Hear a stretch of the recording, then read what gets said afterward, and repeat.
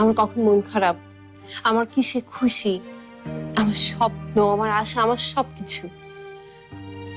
কিন্তু কিন্তু কিছু কথা থাকে, কিছু কথা থাকে ফারহান, যে কথাগুলো মেয়েরা আগে থেকে বলতে পারে না।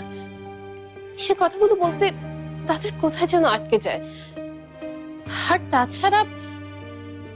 তাছাড়া মা খালা তো সেই ছেলেবেলা থেকে আমাদের বিয়ে ঠিক করে রেখেছে। আর আমি তো জানি এই কথাটা তুমিও জানো।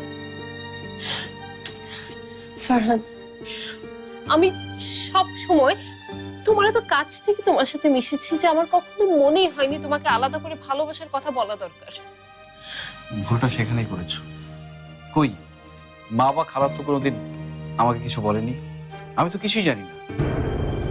ফারহান দেখো, আজ যদি ব্যাপারটা এমন হতো যে তুমি কাউকে ভালোবাসো, তাকে বিয়ে করতে চাও, তাহলেও ফাইন, আমি মেনে নিতাম। কিন্তু কিন্তু এমন একটা মেয়ে যে তোমার স্ট্যান্ডার্ডের না, তাকে তোমার সামনে নিয়ে আসা হলো, তাকে তোমার বিয়ে করতে হবে, ইম্পসিবল। আমি কিছুতেই এটা মেনে নিতে পারবো না, এটা সম্ভব না। নাবিলা, বাবা মনে করেন যে আমি মনে করি তোমার জন্য এটা কিছুতেই ভালো হবে না। ঝুমুর তোমার স্ট্যাটাসের না ফারহান, তোমার আর ঝুমুরের মধ্যে আকাশ পাতাল তফাৎ। আমি তোমাকে ভালোবাসি, আমি তোমাকে অনেক অনেক অনেক ভালোবাসি।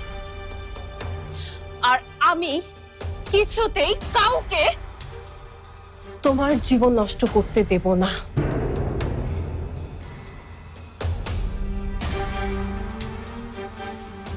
আমি এখন যাই। দাঁড়াও,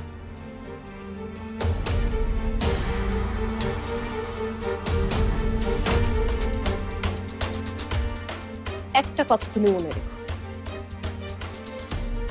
ঝুমুরের সাথে আমি কখনো তোমার বিয়ে হতে দেব না।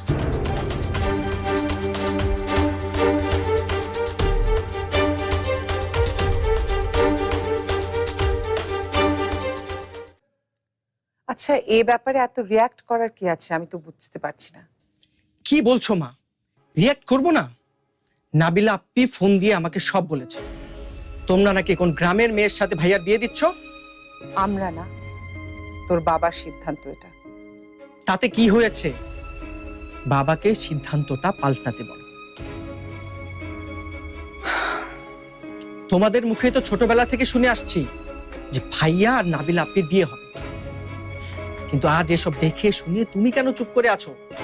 আর ভাইয়া কেন কিছু বলছে না?